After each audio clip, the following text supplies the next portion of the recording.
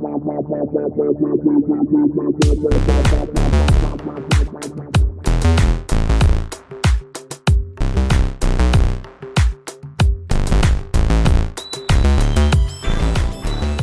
to you from the dining room table at East Barbary Lane, welcome to a special episode of Full Circle, the podcast.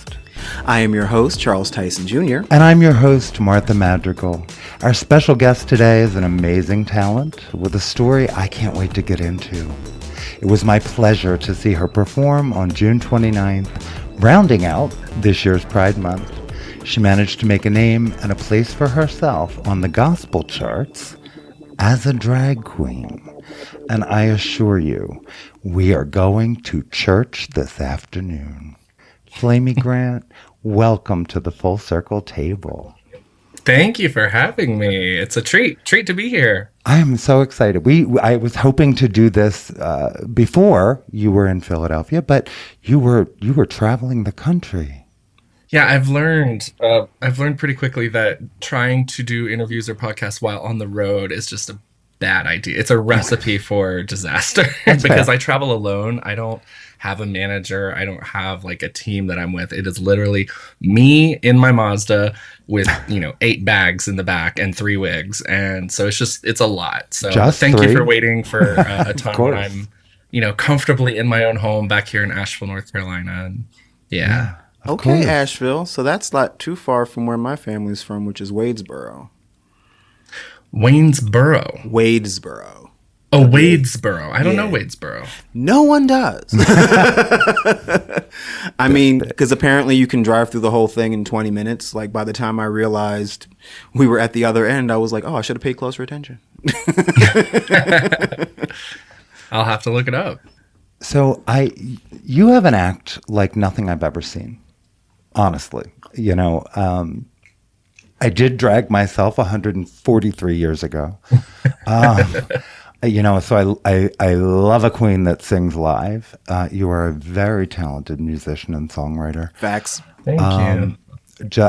I am such a lyric whore. I just love smart, good lyrics, and yours, all of it tells such a wonderful story. But I've never seen anyone do what you do in terms of, first of all, the gospel church, which is a great story, but, really kind of wrestling with religious trauma, wrestling with, the experiences of queer people in especially the evangelical church. And I have a story there myself. So it was incredible. I mean, I was crying and laughing and smiling and crying and just watching your act.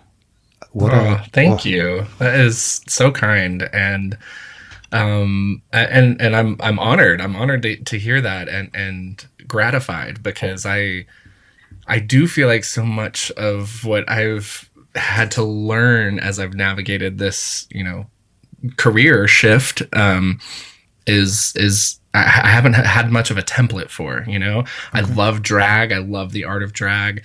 I especially got into drag in my 30s.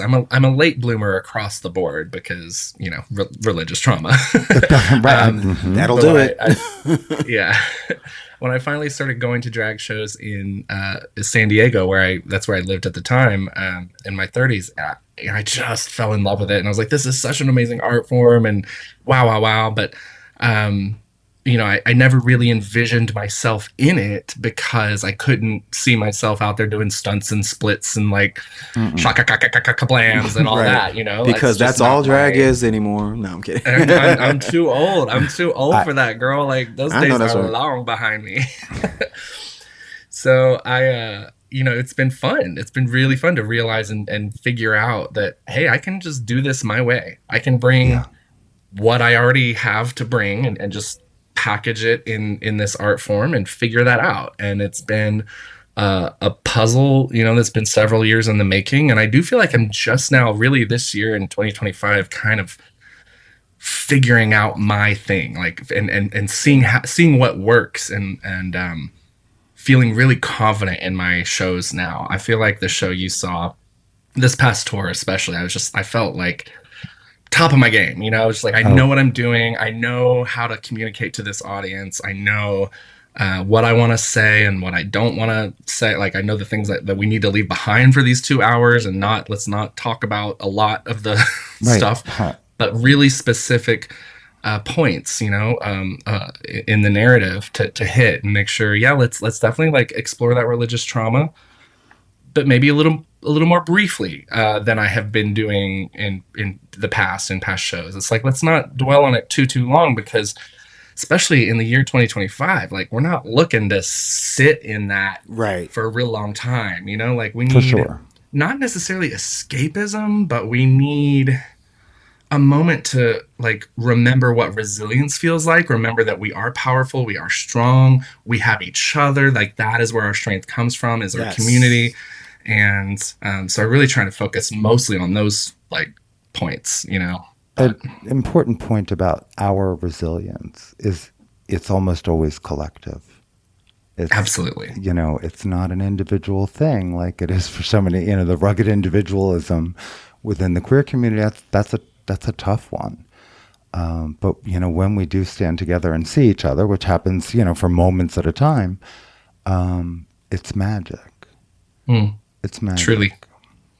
And, you know, I've said, and, you know, I talk for a living, but music reaches us where words fail. And I think that that's always been true. And, you know, especially right now, when you can't trust, you know, the highest levels of our government to tell you the truth or anything close to it, you know, words are losing some of their power, which shouldn't happen. But yet set them to music. And I think that they reach just another place. And it's amazing. It's amazing. Asheville, North Carolina, you grew up there. Yeah. Wound up back many years later. I grew up here. Later, I grew up in South Jersey, wound up back here many years later. So there's that. My religious trauma, with various versions of the Pentecostal church. And oh, baby. Yeah. Yeah.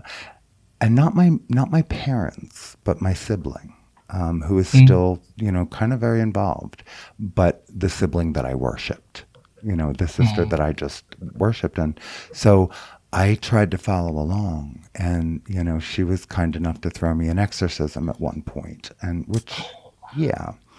that leaves a mark. It leaves a mark. And, you know, untangling that is the reason it took me so many years to figure it all out and be able to say, you know what, none of this goes away. You know, I thought the thing would be coming out as queer. I really did. And it wasn't enough. Yeah. It wasn't all of it. For me, you know, the fact was, I've known I was trans since I was like 3. And so it's peeling an onion. That's, you know, I work with our community. I'm a counselor, but, you know, and that's the best analogy I've got. How about you? How about you? What was that like, that journey? To get to here. Ditto, for sure. You know, it's coming out is such a lifelong process. You know, it's not just the one time. And gosh, who was I reading or listening to the other day who was talking about the journey of our queerness and in totality, you know, sexuality, gender identity, just all of it, the otherness that you feel, is most of us really we don't reach like the done. We don't reach the period at the end of the sentence, you know, we're not done. Right. I fully expect that my life and presentation and everything is going to look really different 10 years from now than it does today, you know? Okay. And that's just because I feel like I've finally reached a point in my life where I know enough to know that I don't. There you go. You know? Yeah. I don't know. I don't know what it is. And that's the magic and the beauty of it. When we get to just let ourselves and let each other be on these journeys, and we get to support each other wherever we happen to be in that little journey. Even if we, maybe some of us with a little more life experience might look at somebody a little younger and be like, I know you're not done, but we don't have to we don't have to push anybody in any specific direction. We just let them be and let them experience it. And we can guide if that is asked of us, and we can definitely provide the, we can provide the spotlight from our own experiences on that path to say like, hey, if you're struggling at this point, let me tell you about what happened to me. But at the end of the day, like, I just really, really respect that these journeys are so personalized, so individual, so unique to the person having them. And it's a joy. It's just a joy to get to watch people bloom and blossom and unfold and uncover and peel those layers of the onion, like you said. It's a real privilege. Absolutely it is. And one of the most damaging and stunting words that will impede that process is the word should. Mm-hmm. That's what gets in the way of so much. Should starts with the same letters as shame. And shit. And shit. I thought it. You said it. Thank you for that. There we go. You said something really important, embracing the not knowing. Yeah. And it's okay to not know. And I hate to boil it down, but I'm gonna. So much of religion, from my perspective, here on the outside now, is, it's that need or desire to have certainty, to have black and white. Tell me how to live. Tell me what to know. That is why religion takes hold the way it does. Yeah. It's so powerful having that concrete, and I'm using air quotes for the folks listening, but that concrete answer, to like, it is this, it is black and white, it is this way or that way. And it's so comforting in a world that can be really confusing and scary and hard and dark at times, to feel like you have been given two very clear options, and to feel like there is one that is clearly the good way and one that is clearly the bad way, right? It feels good to be able to say I'm on the right, again, air quotes, paths. And religion offers that. Depending on the building you're in. Well, yeah. Exactly. Yeah, exactly. Right. But that's what these faith communities can offer people oftentimes. And unfortunately really end up boiling down to just that. Right. Ignoring the mystery, ignoring the majesty, ignoring the breadth of what the divine is and what the divine is in each of us, and how the divine is expressed in this planet, in this world, in this species. So just dramatically different in so many ways, right? And you said earlier, that our strength really does, our resilience really does come from the community. And that is why, like, celebrating Pride and just being with our LGBTQuois, if we're going to quote Chris Matthews, LGBTQuois peers, we just get a bigger picture. We just get more of the story the more that we open up and include and celebrate and champion people on their journeys. We just get a better, closer, broader picture of what the divine really is. Right. There you go. And I know how to piss off people really quick when I say, I probably know your Bible better than you. Girl. Because, first of all, I was looking for the loopholes. And I felt like I needed to. And I was really searching for answers. And I said, there is no one who prays harder than a queer or trans kid. No one. Hear, hear. Hear, hear. Especially if you're in the church and it's clear. Even if it's not said directly, it's all clear. In too many churches that you don't exist. Yeah. And that's the part that's so hard to peel back, right? Is you can't trust your own mind. Because you have convinced yourself you are something that is evil and doesn't exist in the first place. So Yeah. that mind fuck, takes a long time to go, wait a minute, no matter what I do, I'm no different. And then I feel like we come to the moment where we say, maybe if there is a God, she made me like this. Mm-hmm. I don't, Well, it's not mine to tell you why, but it is mine to stop hating it. That was the conclusion I came to, because I went through 13 years of Catholic school if you count kindergarten, right? And I remember I came out to myself officially, I would say around 15, 16. And the moment was I was in the choir, because of course. And during school mass, they were doing this skit. And the skit was, one kid's playing Jesus, and then the other kids are coming up to him representing the various sins and asking for forgiveness. And one of the kids came up, he had this like peach ensemble on, carrying a purse and saying, "I'm a homosexual and I need your forgiveness." And I'm just like, this is stupid. Wow. And if God is infallible and God makes no mistakes, yeah, I agree. and we're all made in the image of God, how? You know what I'm saying? Like the math ain't mathin'. So I'm like, make it make sense. Thank you. So I'm like, this is dumb. And then my parents were like, "You want to go to a Catholic college?" I said, "No, I'm good."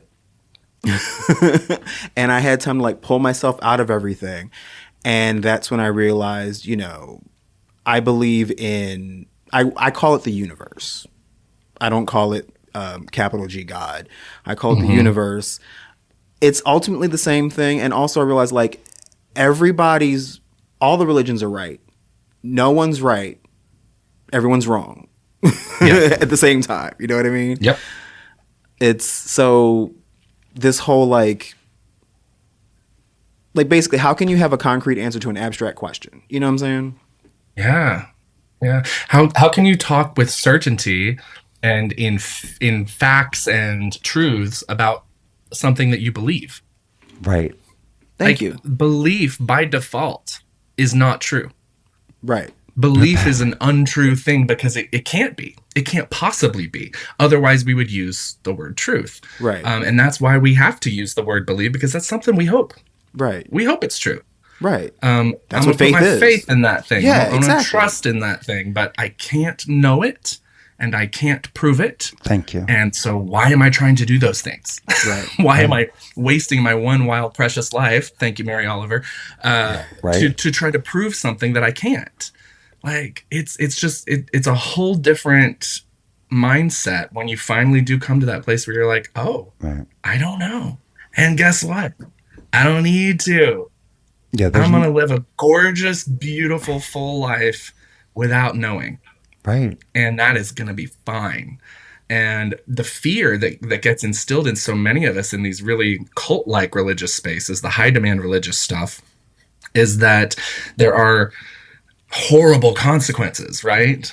Hell, obviously, being the biggest one, but even more immediate consequences of losing your community, getting kicked out, excommunicated, whatever your particular brand calls it, like those are scary consequences when you're told and taught and indoctrinated and groomed Thank to you. believe Thank you.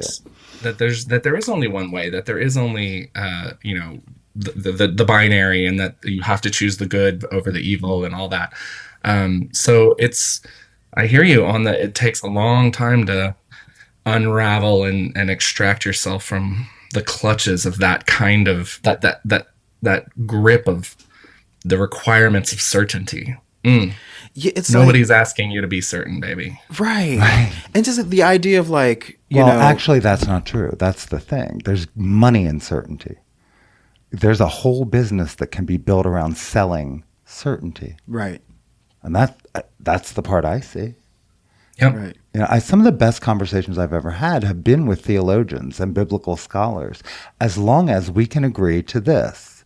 We reserve one corner of this entire conversation to admit this all might be bullshit.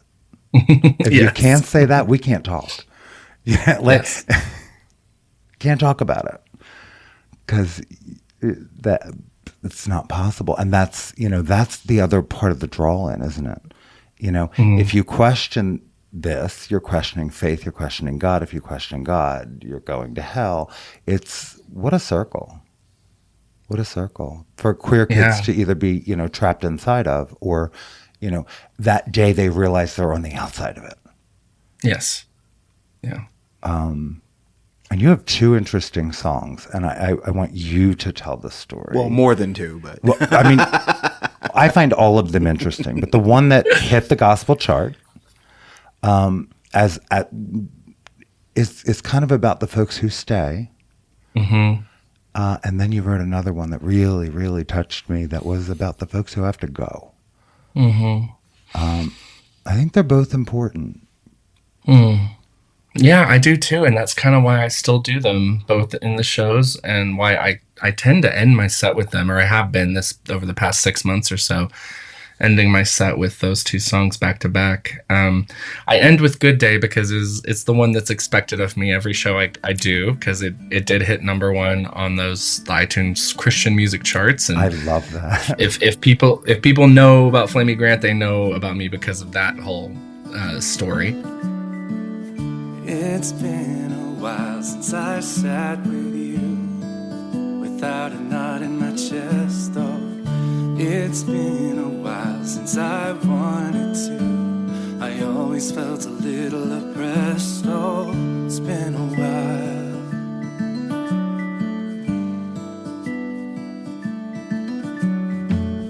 It's been a while since I went ahead and let down my guard, 'cause I carry the weight of the words you said. That makes it just a little bit hard to reject the lies you perpetuate. But you're not the keeper of the pearly gate. And it's been a while, but I'm coming back to fight for my place. A good day to come back home. You sent me away, but I was never alone. You were afraid there was not enough, but you can't run out of love. So I'm here to stay, and I'm sitting in the front row. It's a good day to come out of the shadow. God made me good in every way, so I raise my voice to celebrate a good day. And yeah, it's like you said, I wrote that song. I wrote Good Day specifically for the ones who stick around and fulfill this volunteer position. I very much like to call it a volunteer role of being one of the people who will take up space in the faith, in the more like the traditional, like, let me call myself a Christian, let me be in these Christian spaces as a queer person, let me model and show what it looks like to be this queer person of faith and to have this very holy and queer life together, because there is no distinction, and I have to teach that to people by how I live, and most importantly, we're there because we're showing that next generation of queer kids coming up that there's a healthy, happy, hopeful future waiting for them, because that's what was missing for so much of us, right? So many of us were told nothing hopeful or happy about that path, right? And so we get to model that and do that work, but it is work, and it ain't easy, and it's not for everybody. And that's why I'm really, I just really always try to make that point. Like, this is a volunteer role, baby. You're not expected as a queer person to stick around in places that are actively harming you and harming your psyche and your emotional being and your heart. And it's not your job. It's not your job to change that culture. You said in an interview, you can't heal where the harm is happening. Yes. And you can't exactly. You can't heal where you're being hurt week after week after week, right? Right. You go to a church that like denies your existence, or like won't let you fully participate in the full life of the church or whatever. Like that's a harm. That is a cut on your psyche, on your soul, and it's going to bleed throughout the week. And just when you're maybe, getting to the point where it's healing over a little bit, you're going to go back and they're going to cut you again. Like, no, this is not your job. So that other song that you mentioned is called If You Ever Leave. And I wrote it as a direct response to my own song Good Day. Because I just wanted to balance the scales a little bit. I wanted to show both sides of the coin and say, we don't, in our culture, we do not legitimize or spotlight or really celebrate the virtue of leaving something toxic. We're such a stick to it kind of culture. We're such a bootstrappy, no, just muscle your way through the pain kind of culture. And I don't believe in that anymore. I believe in getting the hell out of Dodge when you need to. If you ever leave, I hope you leave a light on. Just enough to see the open door you left from. Before you go, deck the halls with something bright and queer. A big rainbow, they'll pull it down, but they'll still know that you were here. Only taking what you need, a little time to grieve, if you ever leave. And so that's really all that song is. It's just a way to model for the person who might need to hear it. Because I know at one point I needed to hear it. Right. That I don't have to. I don't have to keep going back to this place that's causing me all this pain and this harm, this psychological trauma. And I could just stop. And I don't need to feel any guilt. I don't need to feel any shame. And there is a community still waiting for me. I might lose there is a cost. Absolutely. There is a cost. You will lose some connections to people, some community, but it's not going to be as devastating as they tell you it's going to be. Right. And we're here. We're here on the other side waiting to embrace the folks who need to get out. Yeah. Yeah, I work in recovery for my day job that's a night job.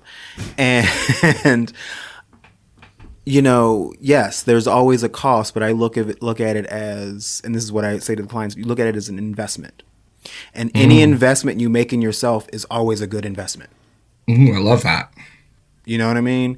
And so sometimes that investment is stepping away from the environment that's harming you, choosing yourself. Yeah. I had a very black and white line at one time, before I became a counselor, before I started sitting with people who, almost all of my caseload is queer or trans, but, some are still right there in the church. And having to be respectful of that, because if I can't do that, then I'm not effective. So it's really always about where they come from, not where I come from. I don't talk about that. I run a lot of groups and talk with a lot of people, but I don't talk as much about my personal beliefs because they're not germane in that setting. But I did have a newer client who is still very involved in the Catholic Church and having a really hard time, with her identity as a lesbian, having a really hard time with her relationship with gender within the church. And I said, I understand, I was raised in the Catholic Church. And she said, well, why did you leave? And I said, well, you know what, honey? I don't feel like I left them so much as they left me. Yeah. I realized I cannot be me in the fullness of me in any way and stay in the church. Even though the Vatican is actually a tea dance, I still don't feel like there's a place for me authentically. Yeah. I hear you on that. I mean, it is. I think we do reach that point where it feels like we're forced to make the decision, but that's such a good framing of it because you're right. Like I gave everything. my time, my energy, all of it, my free time. I was a volunteer worship leader for 22 years. I started churches. They called us church planters. I went and did that. Like, I really gave it everything I possibly could. And the more I became myself, the more I peeled back those layers, the less room there was for me. Right. And, yeah, so it's unfortunate that it's framed as like, oh yeah, we're leaving these churches or whatever. But no, like the church has not made room. Right. And right. I applaud the ones that have. I applaud the ones that are really trying to wrestle with all these issues. Yeah. And especially the ones that have made a declaration. That doesn't necessarily heal the scars. Correct. There's a lot of ground there. And some folks will never be able to go back. A big part of my counseling is also in addiction, because we have numbers that are staggering within all of our communities. And, so much of it is based in shame. So much of it is based in not belonging and the fear of what we'll lose or could lose. And it's one of the few ways we socialize and meet one another in the beginning is at a bar. Yeah. And there we go. So it's like, it's important to be able to, figure all this out. But it's like, I treat the human being, and help them say, I'm okay. And what I am is complete and whole and beautiful. And the addiction is kind of a side job. Yeah. Because we got to find the value, like everyone has this intrinsic value, but that's not the message. Yeah. And affirming or not, it's not the message that so many of us get and have dug into us. And so I loved the fact that when I saw you perform, we were in a church. Yes. And I still do a lot of them. I mean, that is, my joke is, if I'm going to church nowadays, I'm getting paid. I know that's right. I love it. Yeah. And that's reparations. Yes, sir. Yes. I said, 22 solid years, I was leading worship in some way, shape, or form. And only 2 of those years I was on a payroll. The rest was all volunteer. So, it's I recognize it's like I said, it's a volunteer position, and I recognize the value of it. I recognize that there is good to be done in those spaces, and so I'm doing it, at least for now. There you go. But I'm gonna get paid. Call it tithing if it makes you feel better. Whatever. That's right. But I like tithing, tipping, same difference, baby. For real though. Reparations. I love that. So, let's cut to it. How's it feel being a drag queen that hit the top of the Christian charts? I love that distinction. It's like you're like the Trixie Mattel for Jesus. Oh my gosh. So funny. I mean, obviously, I think I had some kind of vision of it. It could have, I was like, this could happen. I had seen my friend Semler, was the first out queer artist to ever hit #1 on a Christian chart. So they did it the year before I did. And so that was inspiring. I was like, oh my That's goodness, fierce like, too. we can do this as independent artists. We can put our music out into the world. And if we can find the audience through the magic of social media or whatever, it can happen. And so I kind of had a little vision for it, but it always felt like such a pipe dream. And it was 10 months after my first album had released, so Word. I was kind of I was barely just finding my groove, and I still had my day job. I hadn't started doing this full time yet. And boom, it literally was an overnight thing.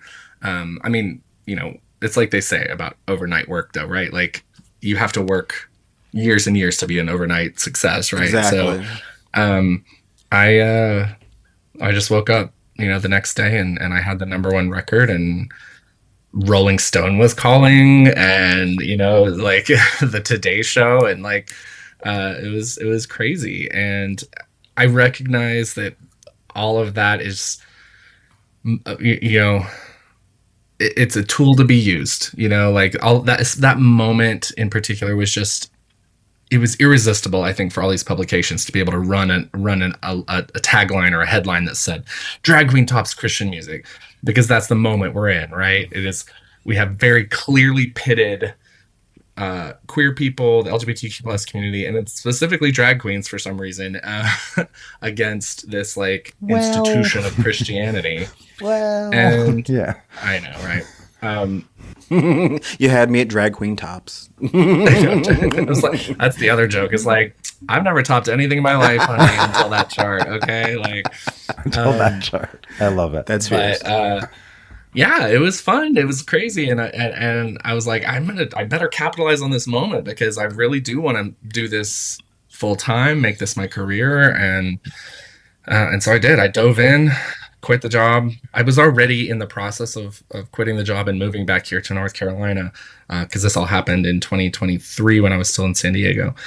And so we just kind of accelerated everything. We're like, let's take advantage of the moment. And I feel like I'm still running on a little bit of that steam. But also, as we talked about earlier, I feel like I've figured out what I do. I know what I do now, and I know why I do it. And with or without any future chart success, like I'm here for the long haul. I'm here to, like, this is what I want to do with my life. I've always wanted to do it. I didn't know what it would look like. Right. And now you always know that you can do that. Yeah, exactly. Check it off the list. Ding. When you think about your audience, when you think about who you write for, who you perform for, who is it? I always have queer folks in mind, and mostly just because I think any good artist, you start with your own experience, right? And I'm not going to presume to tell anybody else what their life is about, but I can tell you what mine's about. And and so I'm always thinking about queer folks. The beautiful, happy accident with any kind of art is that as long as you are being authentic to your own story and being vulnerable in appropriate ways, there's like, there are bad ways to be vulnerable for sure. But like the combination of that vulnerability, authenticity, coupled with whatever your skill, your talent, whatever you bring to the table, or your work, your really hard work that you put into it, is going to speak to people. They don't have to have your shared background. They don't have to come from the same place. And one of my favorite things is in those lines after shows when people want to grab their picture with the drag queen, there's almost always there's at least one or two like older cis white dudes who come up and they're like, I know you don't do this for me, but I gotta tell you like what this song meant to me, or what you said this, and that really spoke to me, and that's my favorite thing. I love it. Like, then it was for you, babe. Yeah, we didn't. Then it was for you, babe. Right, we didn't get yeah, exactly. Yeah. We didn't get a chance to talk much because you had a line, and you had a line for a while.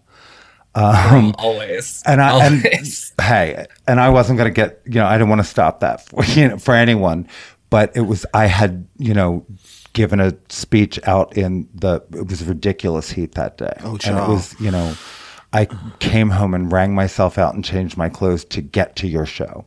Like, we got there about 2.5 minutes before you came out. And I'm like, thank God she's holding the curtain, Yeah. But it was just like, I said to Elizabeth, I have to go. I have to go. But yeah, it was amazing to see, the kids and just all the different people. And there was a couple of obviously cis het guys standing there enamored. Yeah. And, my thought on the focus, what gives me a little more courage maybe than I would have had is I do know I'm talking to the queer and trans people, whether they're out or not, whether they know yet or not.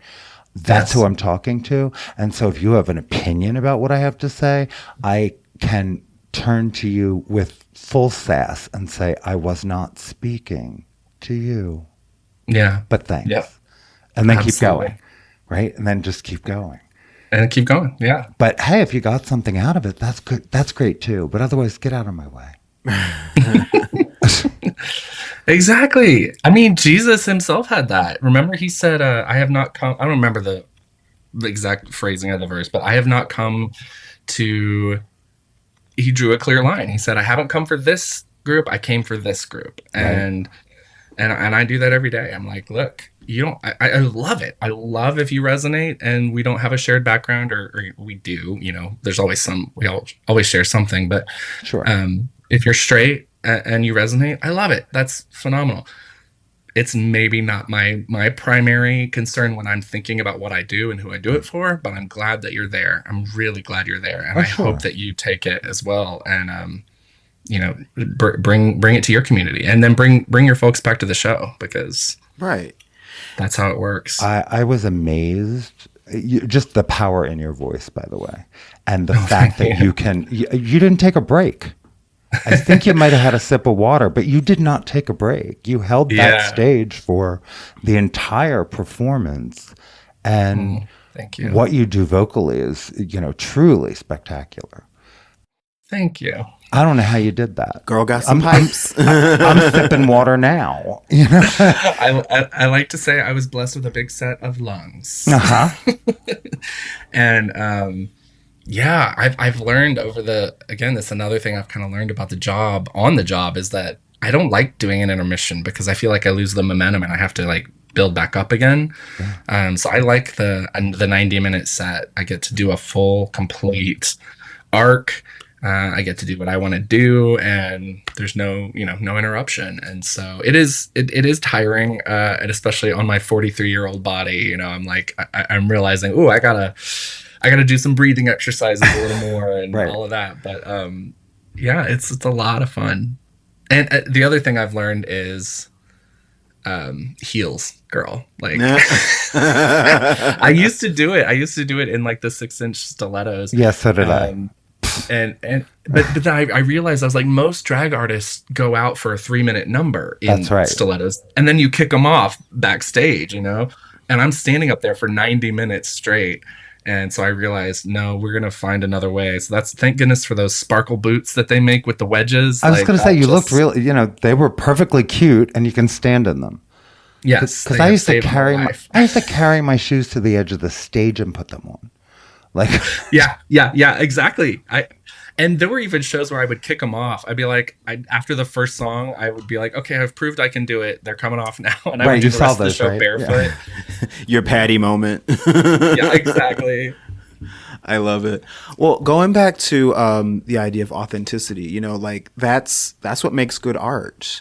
An audience, no matter the demographic, is going to resonate with authenticity. And at the same time, inauthenticity, you can smell it, and you're not gonna, you might think it's cute, you might like this thing or this thing, but you're not gonna follow it. You know what I mean? So that's always going to be your ticket, no matter what it is that you do. If you're true in yourself and you're true in what you're doing, and it's coming from the idea that I'm doing this because it has to be done, not because I want fame, I want money, I want, what I'm saying? If it comes from, I'm doing the art because the art needs to be made, that's going to be successful. I think so. Doesn't mean you're going to be rich. Exactly. Right. Yeah, we measure success by a lot of different metrics, and and I think you're right. It's what it's going to do is it's going to reach the people who need to hear it. It's going to create community around that, and if you're lucky, then you can get a career out of it. You can maybe even get famous or rich off of it, but that can't be. I mean, it can be the point, and there are people obviously who chase that, and that's no judgment, but I agree with you that there's a deeper reason we do this. And you feel better about the art that you're making when it's coming from an authentic place. Yeah. Yeah, somebody had asked, I mean, I'm pushing 60, like hard. And, someone had said to me, like, how do you keep the schedule you keep? I got my hand in a lot of pies. And I said, phrasing, yeah, I know. I said, I don't do anything I don't want to do. That's how. Everything I do is because I think it's important, and it, feeds my soul. It doesn't, not that it's not depleting, in some ways. Sure.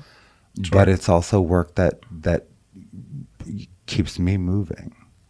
Yeah. And so, I mean, I have friends who, like I said, I had a day job for most of my life. I didn't quit my day job until I was 41. And I have so many friends who they'll look at my calendar or my travel schedule or whatever and be like, oh my gosh, how do you do it? And I'm like, well, think about how much energy it takes for you to go to your job every day and deal with whatever group of people that you deal with. For me, I worked in nonprofit. I worked mostly with good people, but nonetheless, it's not people that I would have chosen to spend that time with otherwise. I was forced by this system, by capitalist society, to spend 8 hours a day with the same people. And the energy that went into cultivating those relationships that I wouldn't have chosen to otherwise, maybe one or two would have been my real life friends, but work friends, like, that's a whole thing that just takes so much energy, and there's like complicated personalities to navigate all day long.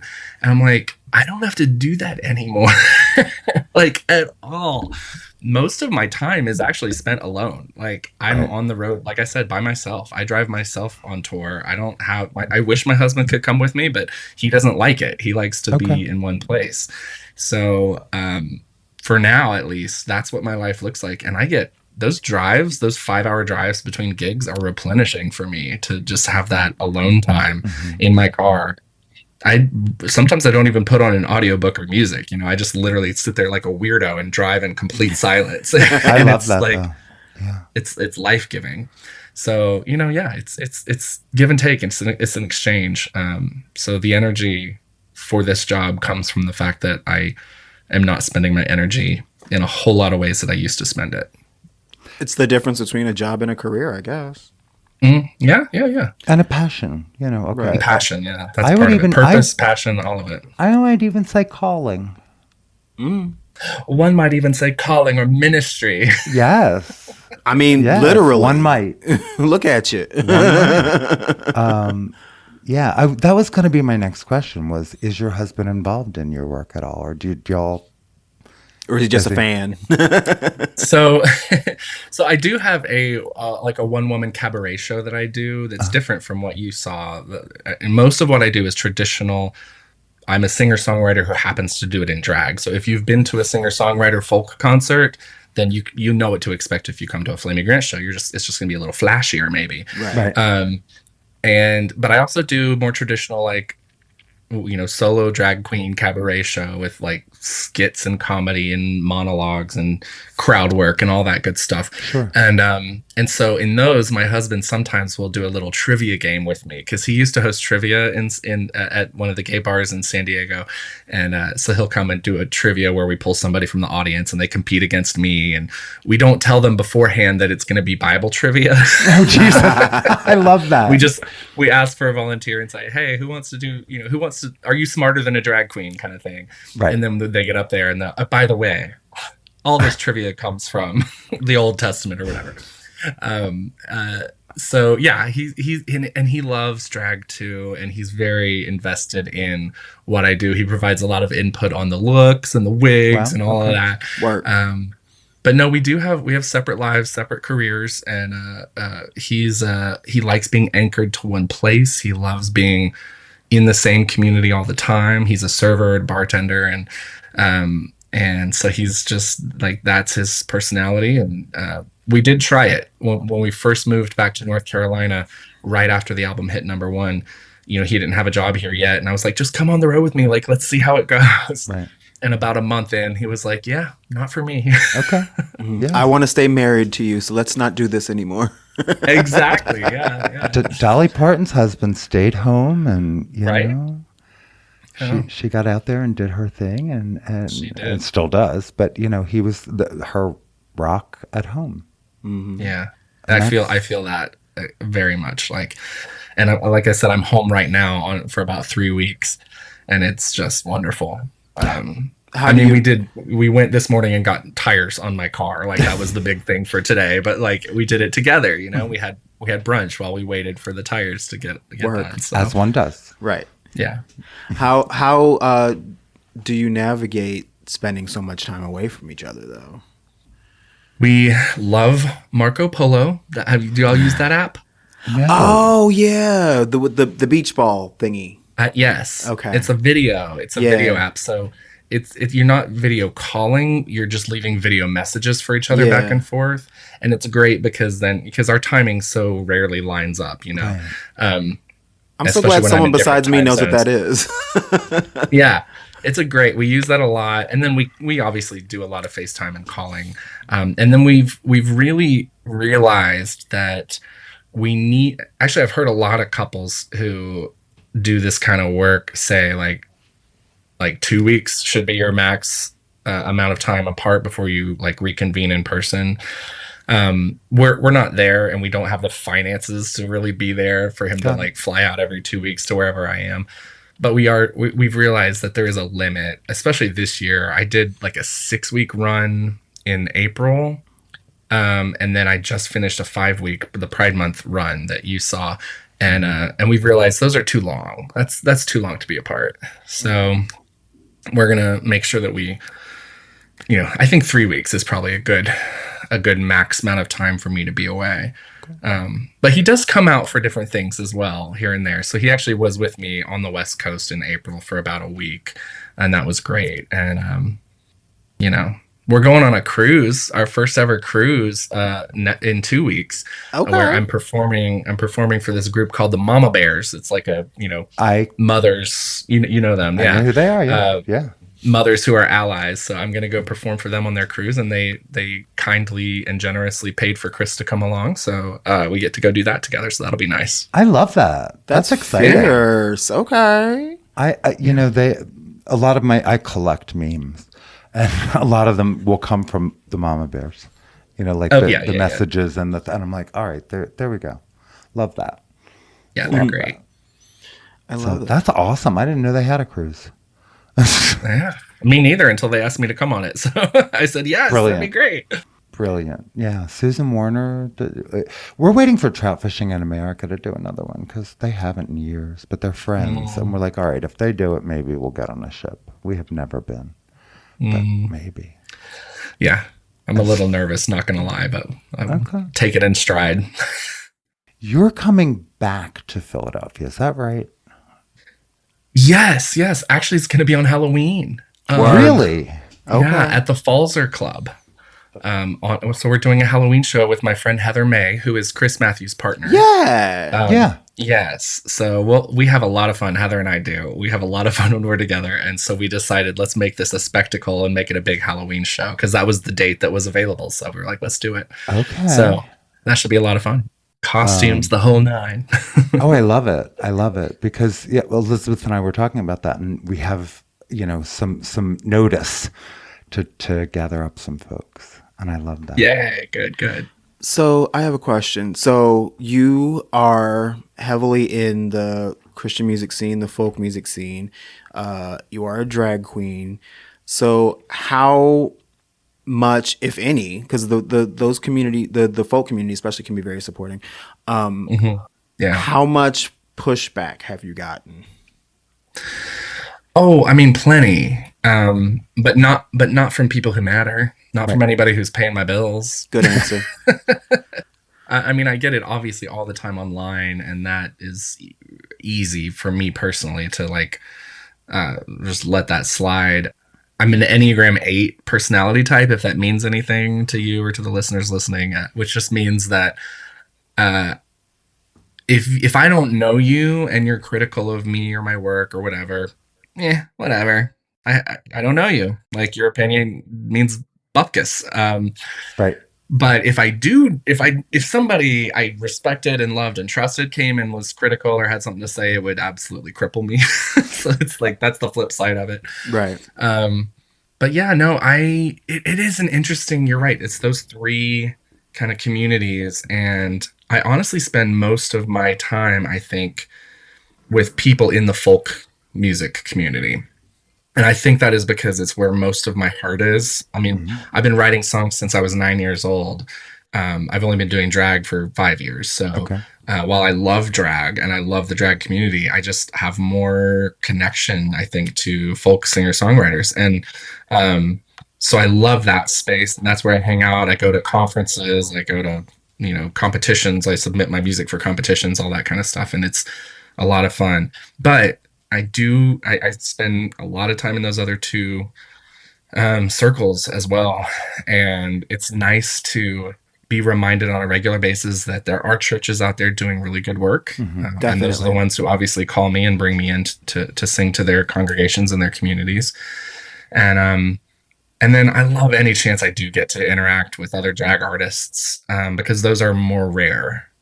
Because there's not a lot of people who are doing what I do, which is, just like we've already said, the traditional singer-songwriter path and plus drag, Right. So any chance I get to interact with other drag artists is a lot of fun. And just every once in a while it works out. Like I can have a drag artist open, or, I was just at a Pride Fest in, where was this? Randolph, Massachusetts, outside Boston. And there was a whole family of drag queens. Mostly queens. No, there was a king, actually. So drag artists who they had the show right before, they had the stage right before me. So I got to hang out with them and see them do their thing. And then they stuck around and saw me sing. And it was, I love the drag community. I know there's a reputation for, the cattiness, the infighting, the bitchiness, all that. But I haven't experienced that, to be honest. I mean, here and there, but overall, I've been amazed to see how much drag artists are like applauding and championing and being supportive of what I do, which just is don't compete really with cool. them. Like pageant. Ooh. Yeah, cutthroat. I have not entered the pageant world, right? But no, that was always my experience too. And some of them, God love them, are still alive. And we get to see each other once in a while. I want to see a Flamy Grant, Martha Graham cracker ticket. Get out of my head. I'm just sitting here thinking the two of you would be amazing together. I was literally just thinking that. Okay. Well, let's make it happen. Martha is, a Philadelphia artist who has her own distinct version of drag, funny as hell, sings live, has a band with her. I love it. Yeah, I could see that. You two should meet each other. Work. Yeah. Well, good. Maybe when I come through in November or October, we can meet her. I would love that. That would be great. Yeah. I just thought of that. But yeah, I'm glad to hear that. And Brittany. And John Jarboe. The bearded ladies. The bearded ladies. Oh, this is this. Oh, see. The wheels are turning. The wheels are turning. Yeah, they are. But yeah, I'm so glad to hear that, you're being so well received, especially considering all the nonsense rhetoric surrounding drag these days. It's fun. I had a real moment today. I was scrolling through Instagram, and Alexandra Billings, she shut this one person down when they were talking about drag. She was like, as she does. Yeah. Do you think that drag is inherently sexual because you view women as sexual objects, so any performance of femininity is automatically sexualized? Is that it? And I was like, yes, that is it. That's it. Yeah. That's it. I want you to keep using the words grooming, whatever the other one was. What was the other one? Indoctrination. And thank you. And indoctrination, because that's where it really happens. That's the thing about this current version of white evangelical mainstream Christianity in America. Everything that they accuse us of, they are actively doing. Yeah. Times 100. Uh-huh. Yeah. Like, I mean, the grooming accusations alone. I mean, you don't have to do any research at all to uncover hundreds of usually male white dudes working in evangelical churches who have records for doing harm to children. Right. Or will soon. Yeah, exactly. Yeah. And then, there's like one drag queen who has a record for that. Like, I mean, it's just like y'all are literally projecting the worst of your own community onto the people that you see as your enemies. And because we're just not here for it. Yeah, no, we're not. And we have to use those words often. But it's that same thing. They're pointing to us while they're doing go look at them. Right. While I do this. Well, if you're a liar, you think everyone's lying. If you're a thief, you think everyone's trying to steal from you. So exactly. Yeah. Yeah. If you're grooming children to live in your cult and to not question authority and to abide by your very rigorous standards of what gender and sexuality look like, then you're going to think other people are doing that too. Right. We're actually doing the opposite over here, babe. We are freeing the children. We are liberating the children to be exactly who they are meant to be. So love and light. Well, and that's, I'm waiting for it to dawn on them because they got to know, right? We grow up in heteronormativity. We grow up with everything around us giving us the message they want to give us. And we're still queer and gender expansive, no matter what you do. Right. And it works the same in the reverse. And why don't you get that? And usually I think the reason they don't get it is because of what they're hiding. Mm-hmm. Always. Right. Always. The loudest voices are always going to be the ones who are probably the most repressed. Yeah. Right. Or as I like to say, the squeaky wheel likes to get bent over and greased. It's true. Love it. It's true. But, that's the thing, to just kind of keep flipping that narrative and saying, well, what's really going on, folks? Right, exactly. Is over there. But, okay, point to me. Yeah. Point to me, Exactly. And I sat there at that show going, oh, thank God she has this huge talent to go with this. I really did. I was like, I'm so grateful that you do. Because I do see it, you having the capacity to fill bigger and bigger rooms because you are bringing authenticity. You are bringing good humor. I love the substitution with the emojis is more fun than saying the words. I was funny. Fantastic. People like it better. They really do. Yeah. Or a rooster would work here. Yeah, it's great. But it was just fun and good. And you know how I get. I think next time just put the emojis on flashcards and just... just have a fan. Just yes, work. One side's an eggplant. I like this. We're elevating the show. I love it. Right? Yeah, props. Let's add a couple of props. Why not? Yeah, because I need more things to carry in my car. Right. As I drive across the country. I don't. You probably don't. So you're a musician. Who do you listen to? Who do you like? Good question. What's in your rotation right now? Right now in my rotation, honestly, is a lot of my friends. So like I said, I've been hanging out in that folk music, that singer-songwriter community, and it's such a beautiful, wonderful community. And I've been so embraced there and made so many good friends. So my favorite songwriter right now is Spencer LaJoy.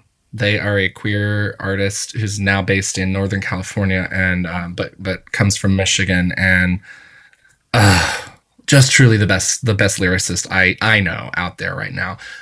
So Spencer LaJoy, The Pairs, They are an incredible group. Harmonies for days, beautiful. AIR or EAR? I love. Sorry, AIR or EAR?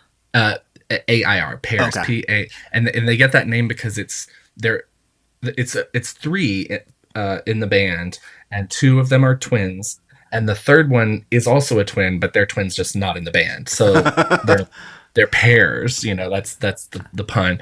I like it. I like it. Gosh, who else am I listening to right now? I mean, Chris Matthews definitely, and Heather May. Both of them are making incredible music. Like really good activist folk people in that folk activist tradition. Yep. Yes. Yeah, I mean, I don't listen to a ton of popular music. I never really have because I grew up on Christian music. Oh yeah, so no secular music for you. Got it. Exactly. I was only allowed to listen to what I could find at our local Christian bookstore, which is called the Carpenter Shop. Ha ha ha. Uh-huh. Listen, Christians love their drag names too.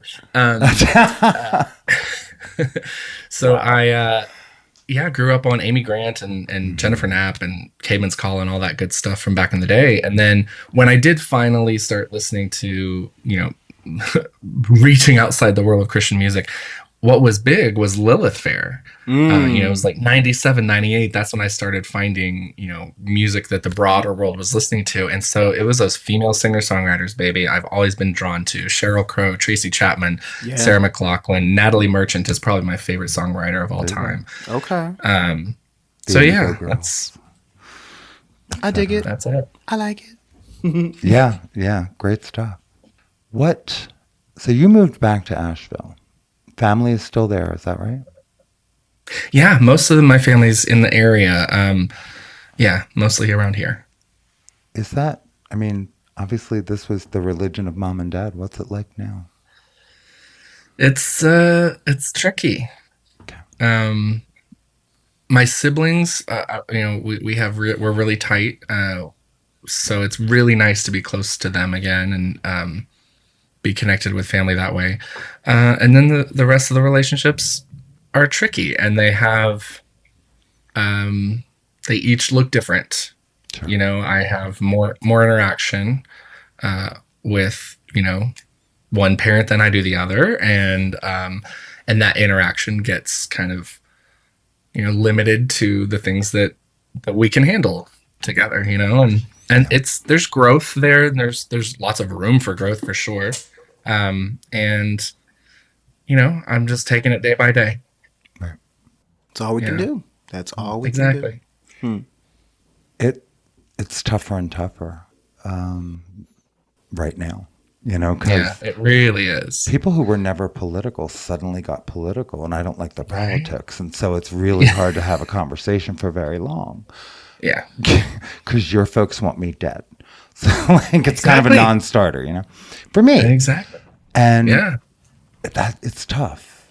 It's tough, and it's also, I think, difficult. And I applaud that you handled this brilliantly. But to not talk about any of it, to not say, fascism is it's kind of here, is to be in a bubble somewhere, like a fantasy bubble. And I think we have to acknowledge, and the thing I keep coming back to is, but I think we always have to have hope. We have to find some hope. That otherwise it's hard to say what the point is. Whether it's hope for a better day or hope that everything does end and every storm runs out of rain or whatever that might look like. Yeah. It's a delicate balance right now. It is, yeah. I just find myself really trying to live for the joy of this moment. For me, I really do believe that we're here to experience joy. And there's so many obstacles to that, obviously. But there's so many opportunities to create it too. Yeah. And any chance I can, I'm going to be in pursuit of that. I'm going to be in pursuit of joy, spreading it, sharing it, and experiencing it with as many people as I possibly can. And I came across a quote recently that I have been leaning hard into, and it was just somebody. The name is Sam Ames, Ames. I don't know who this person is. It's literally one of those things that got put in an Instagram post and then reposted so many times. So I don't actually know who Sam Ames is. Mm-hmm. But I have held on to this thing that they wrote, and I'm gonna, not quote it perfectly, but it says we cannot predicate our fight on winning. We have to find something deeper than hope to hold on to, and that is the fact that our fight is our humanity. Mm-hmm. That is like fighting for each other and for the good of people who are oppressed in some way. Like, that is how we hold on to our humanity, whether or not we win. Because here's the hard truth of it, right? Is that we're not going to win. We're going to lose more than we win. And that has historically been the case with the queer community. I mean, it's only been in very recent decades that we've had any modicum of anything remotely looking like equality or equity in the world, right? And so for hundreds of years, thousands of years, queer people have been born, lived a life, and died under the same kinds of oppression, right? Depending on the culture, truly. Yeah. Depending on the culture, for sure. Right, because colonialism, for where that's been, we have had a hard row to hoe. Yeah. Where we've been integrated into the culture, we've been celebrated as healers and shaman and caregivers. Mm-hmm. Native American culture, there was always a place for us. Holding the wisdom of the community, like all of it. Yeah, being able to bring a perspective that is broader, like that has been, you're right, that has been honored in a lot of different cultures. But in a lot of cultures as well, that oppression has been long lasting. And like so many of our ancestors, especially here in America, in this country that we invented 400 years ago, 200 years ago, like generations have come and gone and still found a way to find joy and live a joyful life under oppression that is, almost intolerable, right? Mm-hmm. And so that's, for me, like, I've really clung to that. I've clung to that idea of we're fighting not always to win, because we just know that we won't every time. But we fight because if we don't, we've lost the reason for being. We've lost our humanity. We've lost our connection to each other. And so, I don't know, that's meant a lot to me in recent weeks or months, really, as we've seen what's been unfurling in our, from the very top of our government. Yeah. It's hard. It's hard times, and I'm not trying to gloss over that. And at the same time, I'm insistent that I will live a joyful life. Absolutely. And that's always been, or at least in many of the recent generations, that's the story. We will have joy. We will have elegance and beauty and laughter. And, we will make the very best of everything we do. And, that's why we are most of your culture. Mm-hmm. Yeah. Exactly, right? And then you hate us for it. But we are. And we're going to keep doing that. And there is a certain resilience and strength that comes from saying, I know what the fuck you think of me. I don't care. Like, literally, I don't care. Yeah. It's I gave you the time. And that's what I don't think, I gave them that time. And this is true of every queer and trans person that ever walked through religion first. I tried it your way. Yes. Every single thing you told me to do, I did. And it didn't work, honey. I'm still here. I'm still exactly who I knew I was inside. Only I had to like scrape off all these layers of what you added to my identity to find it again. Yeah, absolutely. That, we're tempered and raw shit. So we're gonna be a lot of fun to hang out with. I'm sorry. I mean, talk about full circle moments, though, right? That's coming back to the ideas of these high demand religions that raised us. They do tend to put all their hope in a future, like a next life, right? Yeah.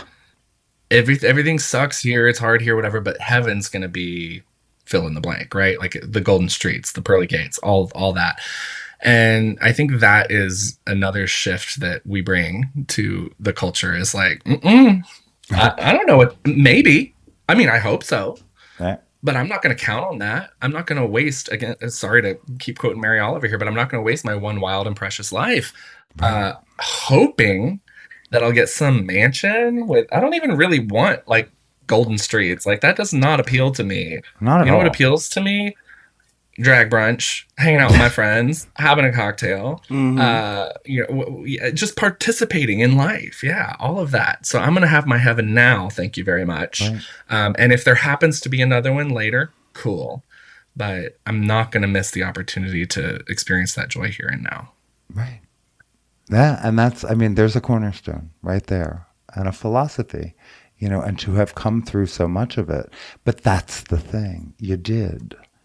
And you learned all that, and you had to examine it, and you had to pick up each thing and say, this doesn't fit, and then keep moving.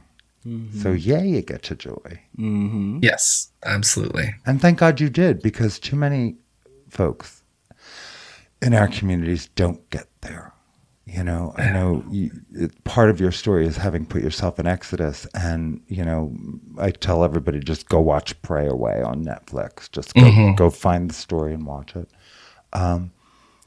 But how many of us don't really survive that? Exactly. And it's too many. It's too many. Too many. Yeah. I'm thrilled and thankful you did. Oh yeah, me too. We're the lucky ones. And what a gift to be able to say that we survived that, because you're right. Too many of our siblings did not. And so we live to honor them, to honor their legacy, and the joy we find is the joy that they should have had too. So it's all connected. Absolutely. So what's the best way for folks to purchase your music? And learn more about you. Learn more about you.